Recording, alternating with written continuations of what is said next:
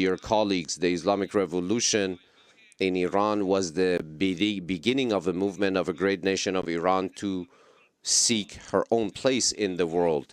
And through the decades, we have been faced with foreign plots such as coups d'etats, oppressive sanctions, as well as hegemonic interventions. But none of the successes of the Iranian nation have been acceptable to the great powers. From the time that the first president of the Islamic Revolution of Iran, the late Mr. Raja'i, showed the sole of his feet that had been tortured savagely and placed his foot upon this podium some 40 years ago and showed the scars of the torture that he was subjected to at the hands of the Shah's secret police. After that speech in this very hall, he was martyred by the hypocrites. About a decade after, the late Imam Khomeini made it so that the nation of Iran was able to repel foreign aggression from her territory and be in charge of her own destiny. The people of Iran, who have themselves been victims of terrorism, have today become a supporter that can be counted on in the fight against terrorism throughout the region.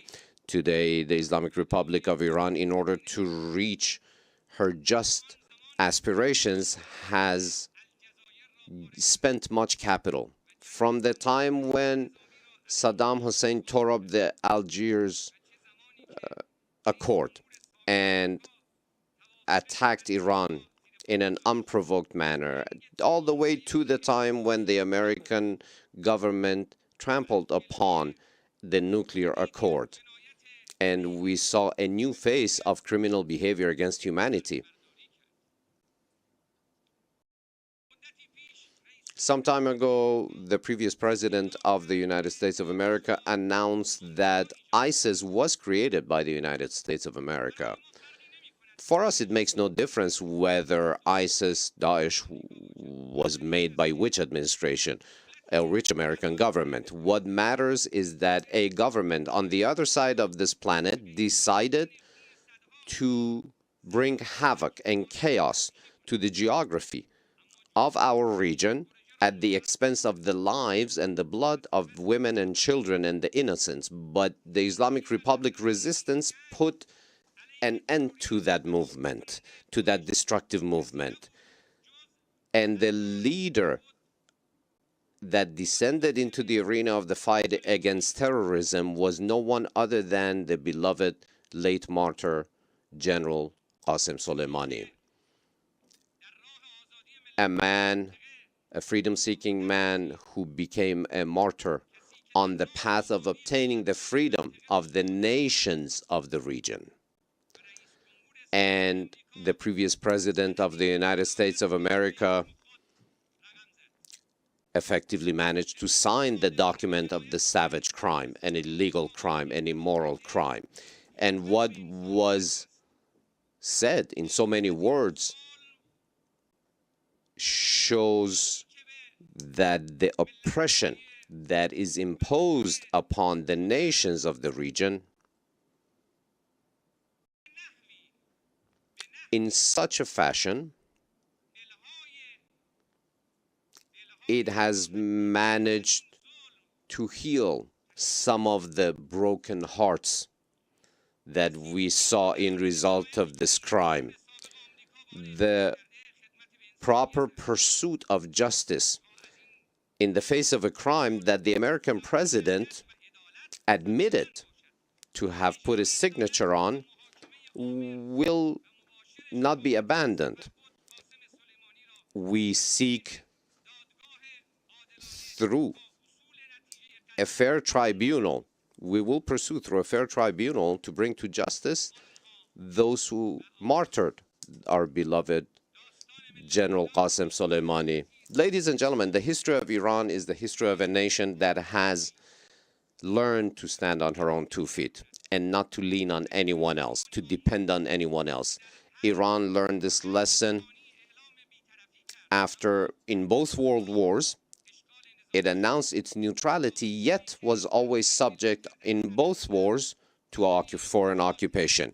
And after, in the 1950s, when it came towards America and relied on America in order to obtain the national dream of the nationalization of the oil industry, it was again betrayed.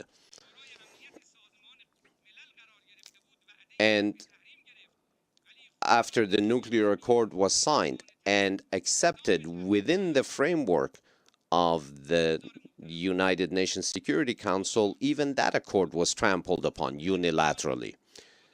Mr. Secretary General, ladies and gentlemen, the nation of Iran has learned the policy of resistance and progress, which has been focused on pursuing because of an advanced and logical social order in which the Islamic Republic of Iran today, despite the oppressive sanction, has become a strong country with many impressive goals in the fields of technology and knowledge and expertise that have been obtained. We do believe that the world today needs a strong Iran. Today, while having the capabilities to export, and in addition to our exports of oil and gas, we do have distribution networks for electricity throughout our vast nation. In knowledge seeking, biosciences, nanotechnology, nuclear sciences, we are at the forefront. And Iran's growth in these sectors is considerable. And it shows our social efforts where, in many instances, for example, when we have tried to bring universal healthcare coverage to 85 million people, and the pursuit of the will of the people is a foundation of the system of the Islamic Republic of Iran. Whereas during the times of the imposed war by Iraq against Iran, we were even prevented from being able to purchase barbed wire. But today we have been able to manufacture, through indigenous knowledge and capabilities, the most modern needed systems to defend our nation. People of the world, dear colleagues, Mr. Secretary General, it wasn't that our enemies took a step back. It was our nation that managed to drive all of her enemies from the arena by participating in an impressive and unprecedented fashion in the Islamic Revolution to solidify values of faith and divine will. In the second step, the policy of good neighborly relations. Progress in economic and trade relations have now been brought to the forefront of the Islamic Republic's foreign policy. We wish to have extensive relations with all nations throughout the world, particularly with our neighbors. War is not the solution to crises. Dialogue and conversations and negotiations are the true solutions. The Islamic Republic of Iran, as a powerful country in the region, is present and willing to solve crises. During the past few years, the regional trade of Iran has seen impressive increases, and we have now entered with our neighbors into a new season of expansion of friendly, neighborly, and brotherly ties. This brings stability, this brings security to all sides. We proved during the hard times of all of our neighboring countries that we are their true friends. During the numerous conversations that I've had with regional leaders, one of the main points was that the regional security must be born from within and not from the outside. And the way to realize that is collaboration and cooperation, not by forming opposing blocs. We must rely on brotherly and friendly relations. If we leave the fate and the destiny of the nations of the region in their own hands, then the occupiers will be gone. and neighbors will remain for one another in eternity. In a not too distant past, we saw the fires of war between the two brotherly nations of Iraq and Iran by the encouragement of enemy powers throughout the world. But today we see the marches of Arba'in in observation of the 40th day of the martyrdom of Imam Hussein. We see that that grand, glorious march takes place in observance of that martyrdom, and in order to renew our faith in those values and to respect those who gave their lives, the descendants of the Prophet who gave their lives for human dignity and human values. Dear colleagues, I would like to direct your attention to one of the most egregious points that shows the oppressive powers present in the region. The region has not seen previously such a occupying savage power such as the Zionist regime in its midst in the past. The killing of children and women are present in the dark report card of the Zionist regime. It has managed to form the biggest prison in the world in Gaza. And the building of the expansion of settlements and housing on illegally on Palestinian territories and on Palestinian farms, and the killing of their children and new generations shows everyone that 7 decades of Israeli occupation and savagery is still with us and not ending. But the world powers must show why they keep running away and evading the solutions proposed by the Islamic Republic of Iran in order to resolve the Palestinian crisis. All of the Palestinian territory from mountainous region to the sea requires only one solution, which is the reliance on the votes of all Palestinians, composed of Muslims, Christians, and Jews, in a completely comprehensive referendum. The occupying Zionist power that has occupied Jerusalem and occupies other lands in the region cannot be a partner for security and stability.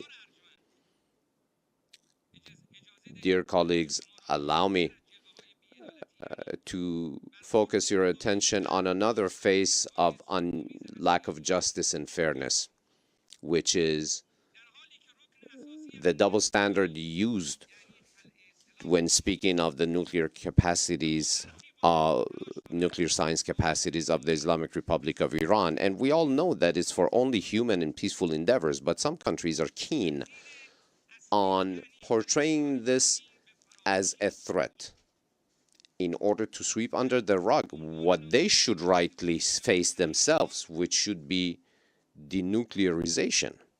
And I announce, as the leader of the government of the Islamic Republic of Iran, the Islamic Republic of Iran is not seeking to build or obtain nuclear weapons, and such weapons have no place in our doctrine.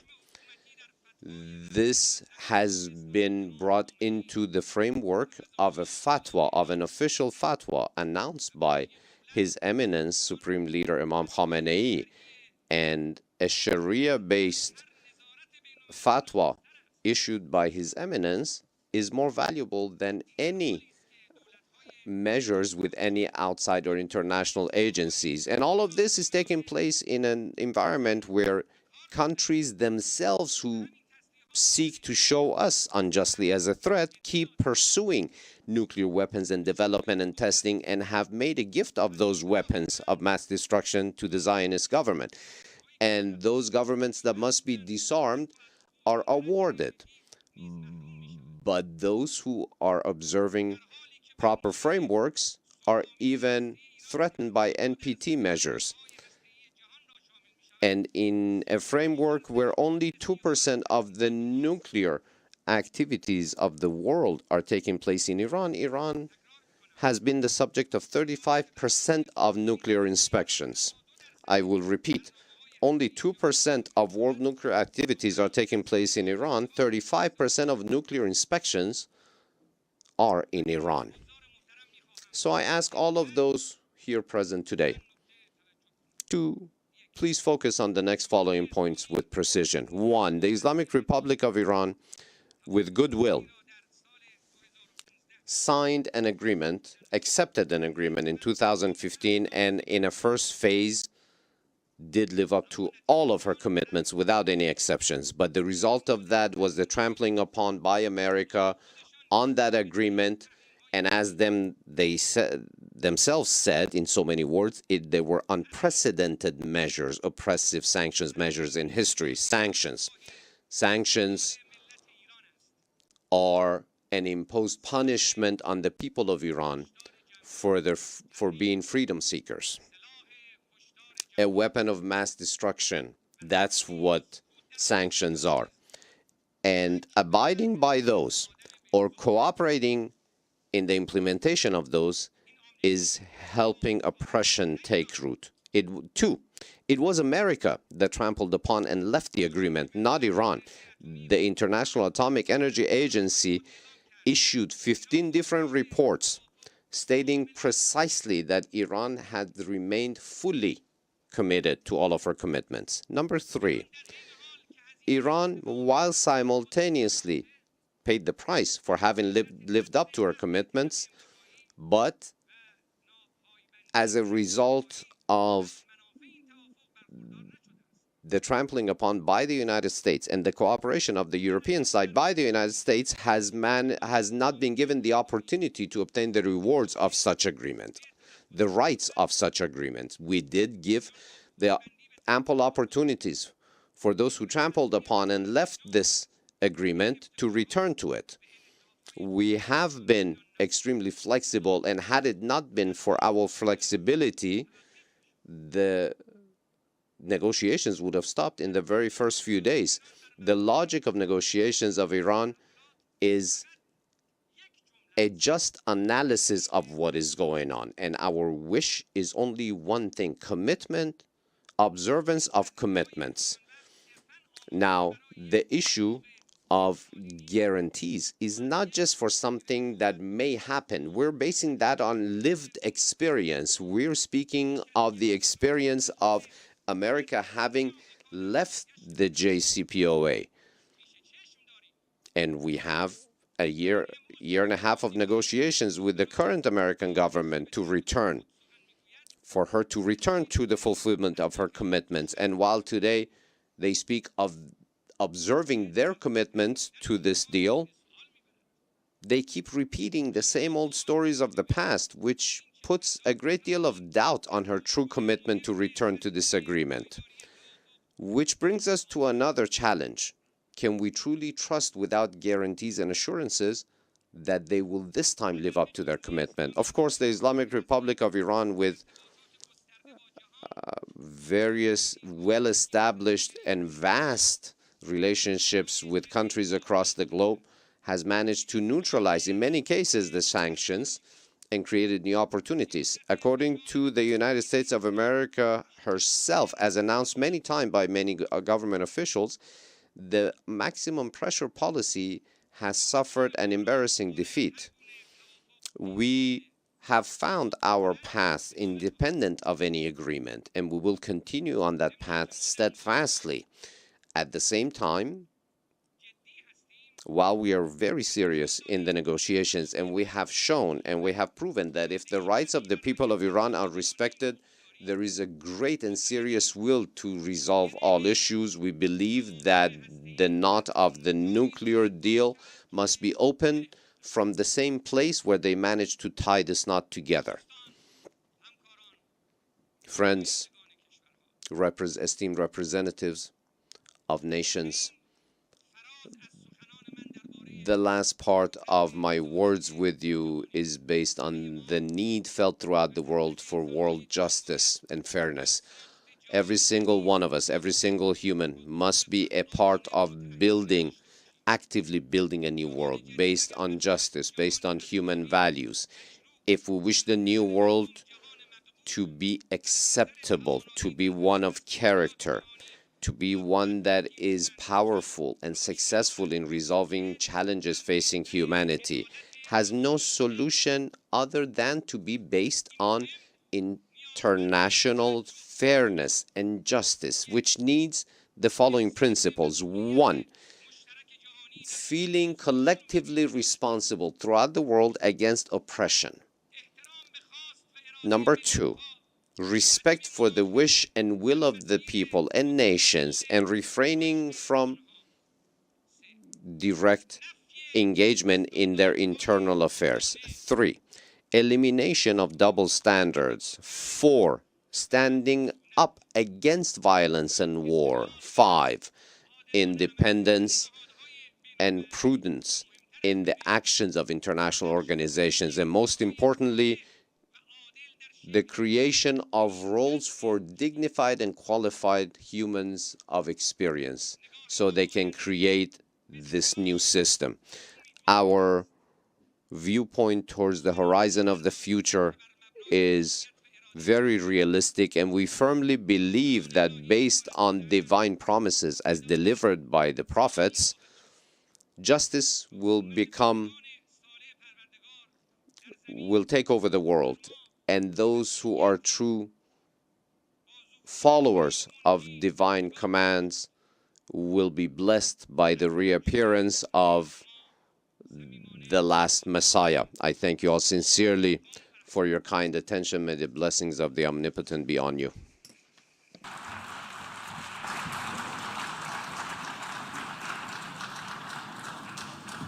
On behalf of the General Assembly, I wish to thank the President of the Islamic Republic of Iran for his statement, and I request protocol to escort His Excellency.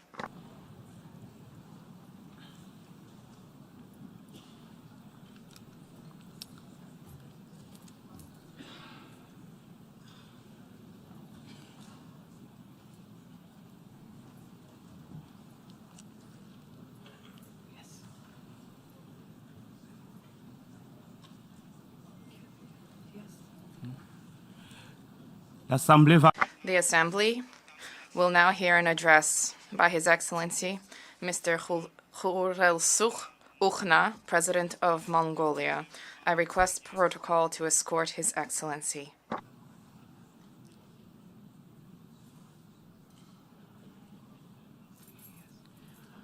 On behalf of the General Assembly, I have the honor to welcome His Excellency Khurelsukh Ukhna, President of Mongolia, and to invite him to address the Assembly.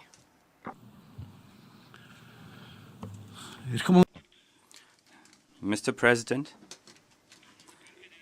Mr. Secretary General, distinguished guests, ladies and gentlemen, I wish to convey my heartfelt congratulations to Your Excellency Chaba Kuroshi on your unanimous election as the President of the UN General Assembly, and wish every success in the work of the 77th session. We have no doubt that the 77th session of the General Assembly will play an important role in intensifying social and economic recovery of the countries of the world in the post-pandemic epoch, implementing the sustainable development goals, combating climate change and desertification, and determining ways to resolve international crises and conflicts through dialogue and peaceful means. Last year, we celebrated the 60th anniversary of Mongolia's full-fledged membership to the United Nations, and this year, we are observing the 30th anniversary of Mongolia's declaration of its territory as a nuclear weapon-free zone, and the 20th anniversary of Mongolia's participation in the UN peacekeeping operations. Therefore, on behalf of my country and people, it's a great privilege for me to state from this honorable podium that during these 6 decades, Mongolia has been a responsible member of the United Nations, actively participating in multilateral cooperation of the international community, and making tangible contribution to global peace and security, as well as well-being and development of mankind.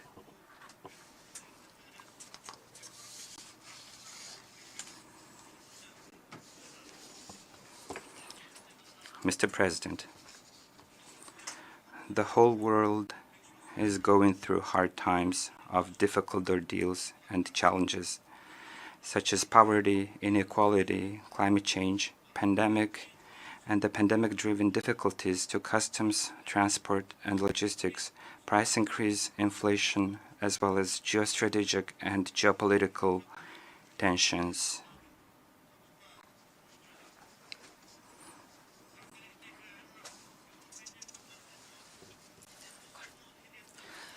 According to the Stockholm International Peace Research Institute report, even in the difficult times when the countries of the world were closing their borders, imposing restrictions and quarantines to protect the lives and health of their citizens from COVID-19 pandemic, and running into economic crises, the world military expenditure continued to grow in 2021, reaching an all-time high of $2.1 trillion.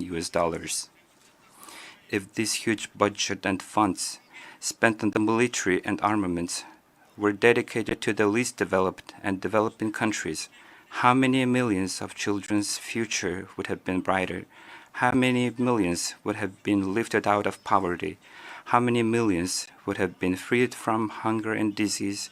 How many millions would have had food and opportunity for education, employment, and places to live? It is time for all of us to ponder and reflect on what progress could have been achieved if this huge amount of money had been spent on the pressing issues of combating global warming and climate change. It is truly regrettable that the situation in the world is deteriorating, and mistrust and misunderstanding are deepening, even though in the 20th century the mankind has had enough sufferings, such as the scourge of the two world wars, the Cold War divide, interreligious conflicts, and terrorism. Therefore, in today's complex reality, we should always strive to learn from mistakes of the past, uphold mutual trust, understanding, and respect, and make every effort to resolve any misunderstanding, conflict, or war by peaceful means and dialogue. 8 centuries ago, our ancestor, the great Genghis Khan, united all Mongolian dwellers, founded the great Mongolian state under the power of the eternal blue sky, put an end to the centuries-long wars and conflicts, pacified West and East under the statehood rule of justice, and established the Pax Mongolica and the vast terrain of Eurasia. Scholars and researchers around the world view the establishment of the Pax Mongolica as an important contribution of Mongols to the world history and the advancement of humankind, and emphasize that Pax Mongolica played an important role in the development of free trade between countries, laid the foundation for diplomacy and exchange of envoys, as well as proclaimed the ideas of religious freedom and the rule of law without imposing one's culture and religion on others.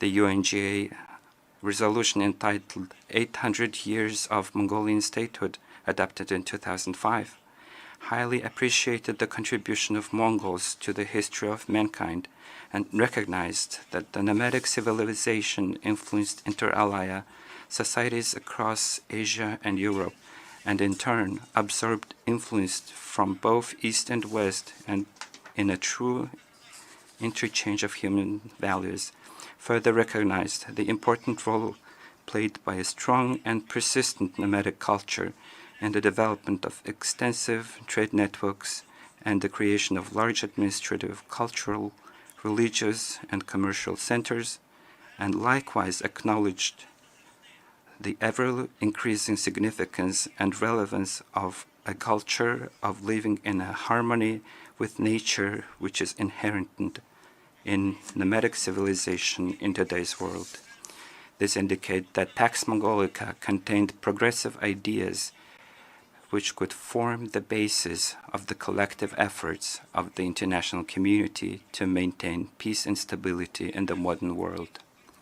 Therefore, we, the descendants of the founders of the Pax Mongolica, call on the international community to understand each other, cooperate, and manage any conflict through peaceful dialogue, so that our blue planet will be at peace and the Pax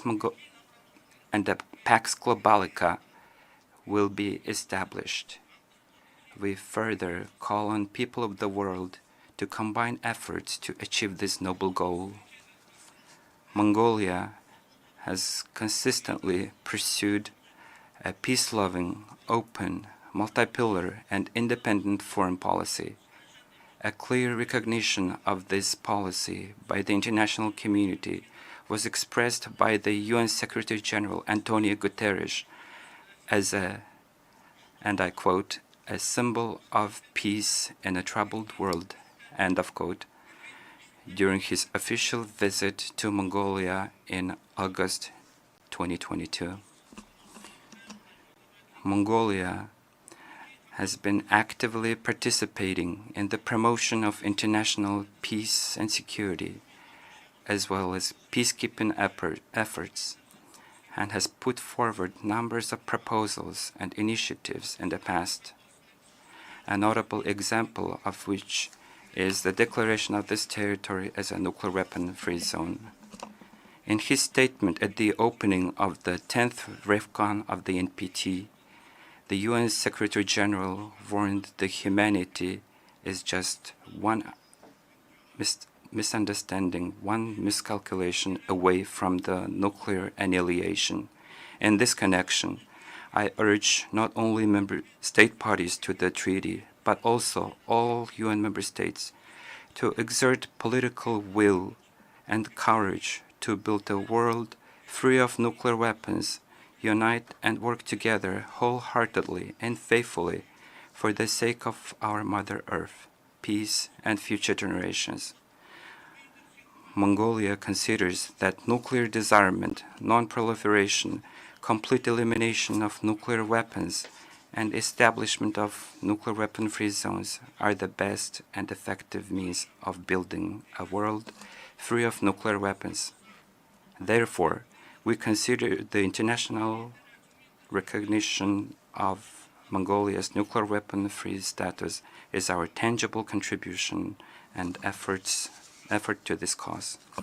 Mr. President, this year marks the 20th anniversary of Mongolia's participation in the UN peacekeeping operations.